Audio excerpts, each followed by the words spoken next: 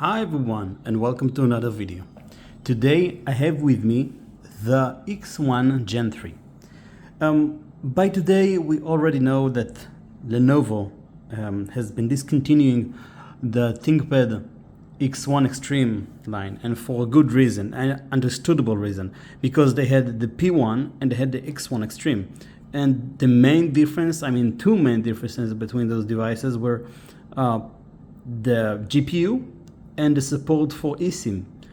Lenovo said, okay, if those are the two things that made the difference between those two devices, then we just put them up together. So they came up, and now we just have the P1 generation, which we are having very, very soon, the P1 Gen 7 up for today's video. But that's enough for today. Today I have with me one of the more upgraded, the toppest upgradable device from the X1 Extreme line back in the day. This device is almost 3 years old and it's in kind of good shape. So let's start and go over the ports and do the stuff that we all usually do. So let's begin. So before beginning and talking about the ports and the rest of the stuff, I do want to touch up on the charging thing. So this device is currently using 230 watts charger, but it also supports 170, also 135, and also, you know what else it can support? Right, Type-C. It can use some power out of the Type-C. It's not going to fully charge it. It's going to, keep the battery kind of steady, and the performance will be lowered, but you still won't lose battery. So that's a good thing out of Lenovo for supporting all of those types of chargers. So let's talk about externals. So the X1 Extreme also had something unique, which is I really, really love. And again, Lenovo has been discontinuing this, and I don't know why. I love it, and personally everyone else who I know who have these kind of devices love it. But anyways, if we'll get closer to the device, we can see a carbon fiber woven, something like that. It's called like that. Anyways, it means that the top is very, very, very soft, and it has those kind of mini square thingies on top of it. It looks really, really good in person, not out of a video. But in real life, this device is just looking great. And as I said, it's a used device, so it has its own issues, but it's really good. Alright, so let's go over the ports, and today I would like to start from the left. So on the left we have the charging port, two Thunderbolt charging Type-C chargers. Those are Thunderbolt Gen 3, HDMI, and auxiliary port for your headphones. This is a LED indicator for your device to show you that it's charging.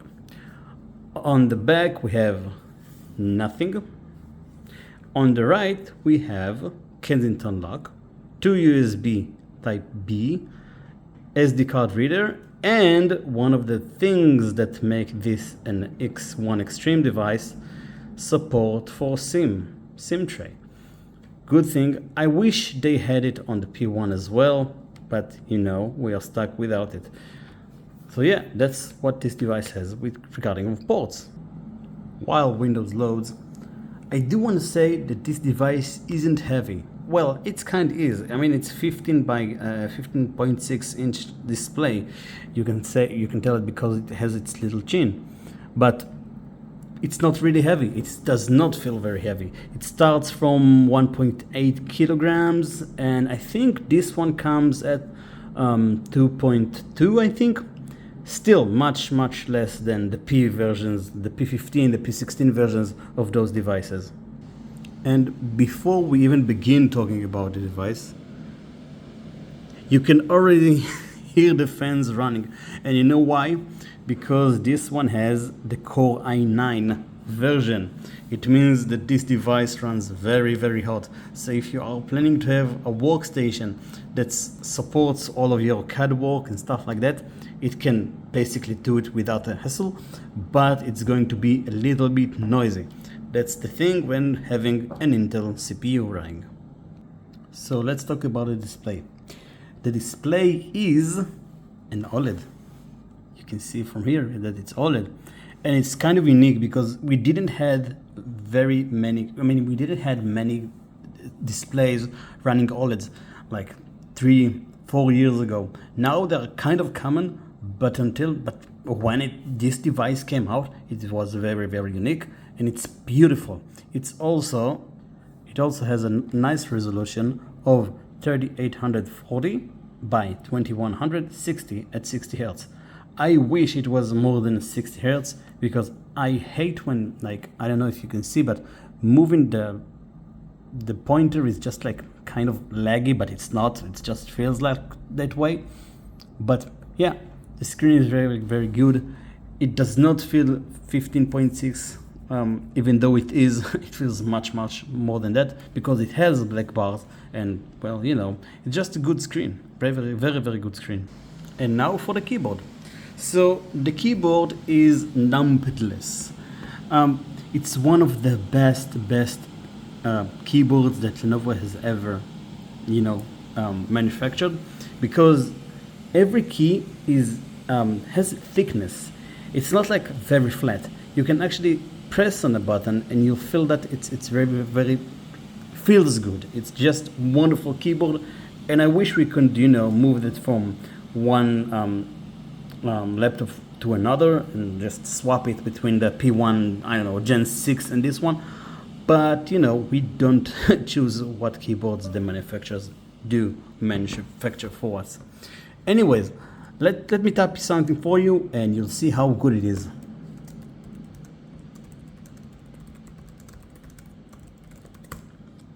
I love it. I love this keyboard. I cannot let you make you understand how wonderful it feels.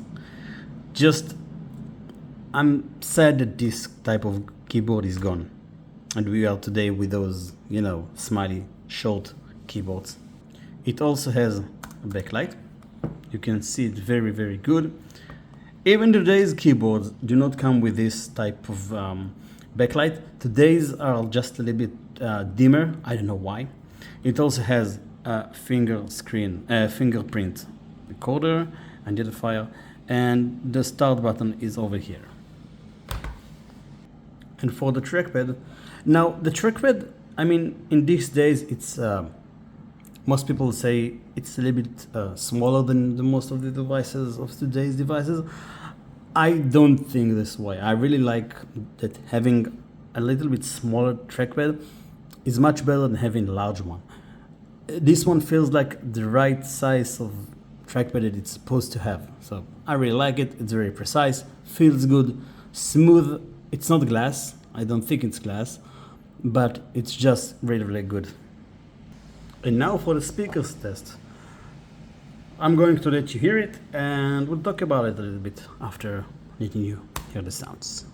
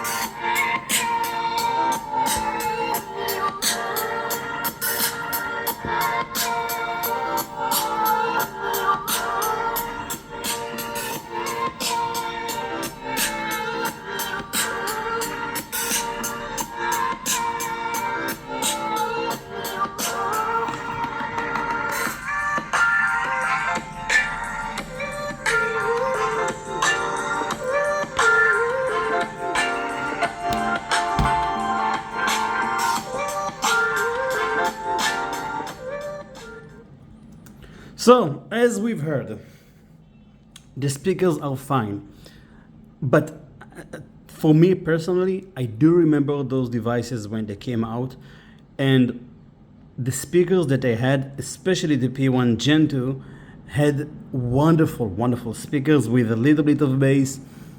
It was very unique for a Windows device. I know it's not a fight against a MacBook, but if you are looking for a device that has better speakers than usual, or the rest of the devices, this one has it. Also, this one is a little bit older, so the speakers are not 100% of the ability. So you need to take it as a grain of salt. You've seen everything, but we haven't spoke about the hardware itself.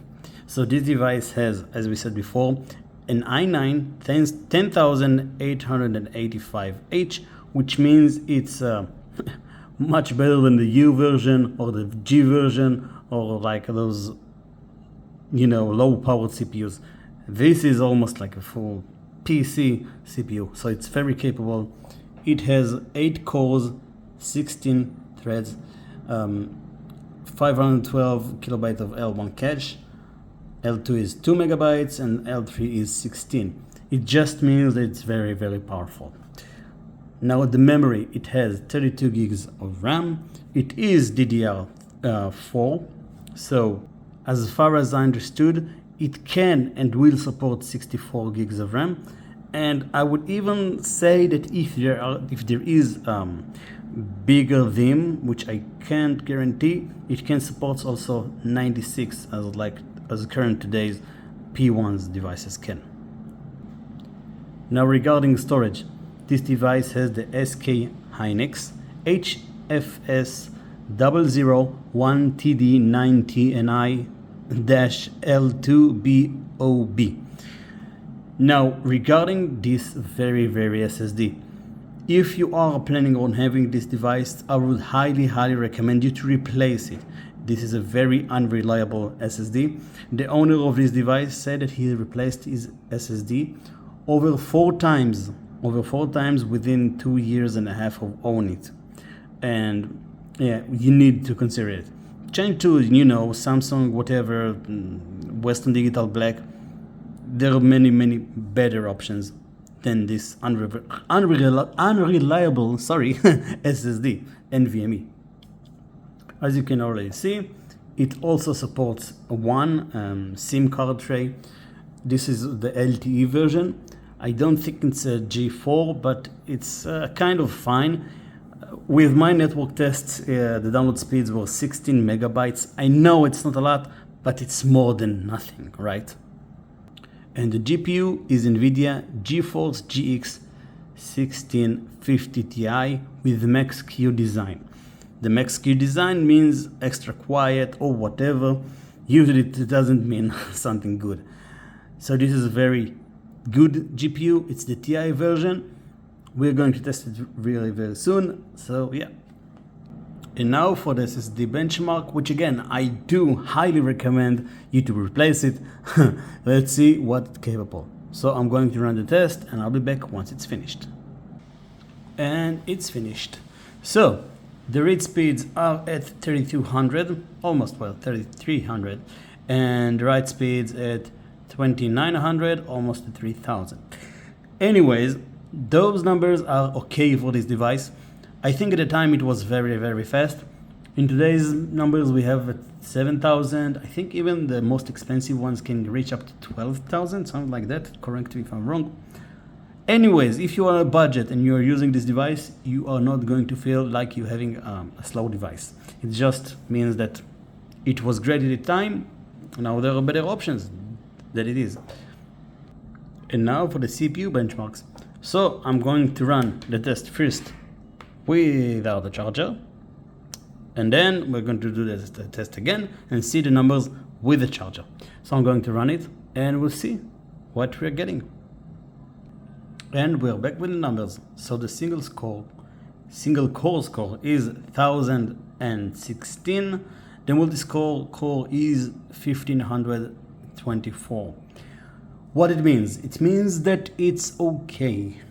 Those numbers, if you are buying like I would say T14 Gen 3, you would get those numbers. And the T14 Gen 3 is let's say it's new, right? It's going to win it without any issues. Anyways, let me show you the rest of the numbers and go and do the test again the next time with the charger and see what it's capable of.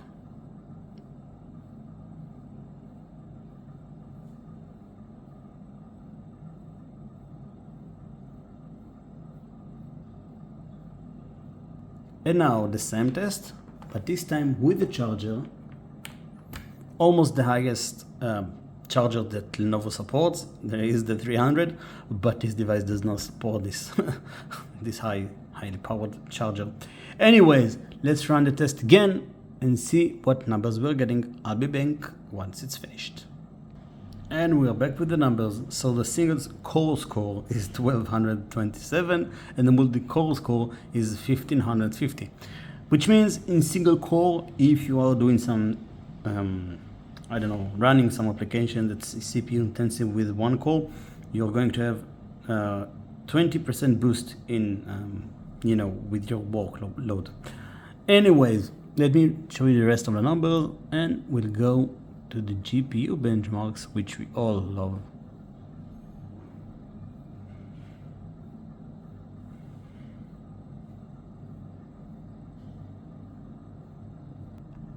And now for the GPU test benchmark. So I'm going to run the CUDA and we'll go do the tests, the rest of the tests, the NVIDIA GeForce GTX 1650 Ti with Max Key design. Let's see what it can work, what it can reproduce. And we're back with the numbers. So the CUDA score is 42,553. Wonderful numbers. Let me show you the rest of the information and go to the next test for the GPU. And now the OpenCL benchmark for the GTX. And we're back and the results are 41,731 and the numbers are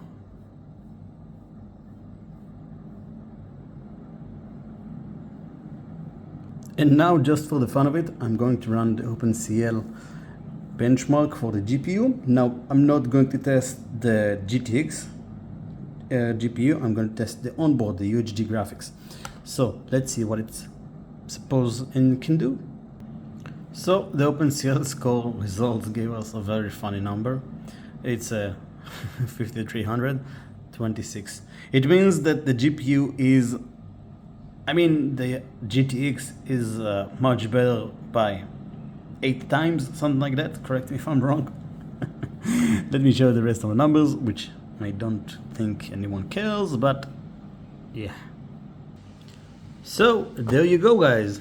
That was the review of the Lenovo ThinkPad X1 Extreme Gen 3. Now, regarding of pricing, when this device was new, it came right after the Corona, which made this device much pricier than it should have been. It was it sold for almost $5,000 at the time, almost $5,000, 4,000, I don't know, something around those numbers, which is very pricey, very expensive. But it wasn't for free. You were getting the best screen you can get, the best keyboard you can get, the best CPU. I don't know, the SSD. I mean, yeah, fine, you can ignore it. But overall, Windows Hello, overall, you're getting a very good device. Now, for today's, this device costs around $1,000 or $1,500, which is still kind of expensive. I mean, you could buy a better device. I can't really think about a better device that's like work intensive and can give you much numbers like that. So if you are thinking about this device and you can ignore the fans like working like 75% out of the workload of this device, and you can replace the SSD, then you're getting a very good device. It's like buying a used Mercedes, right? So you're like buying a lot of money.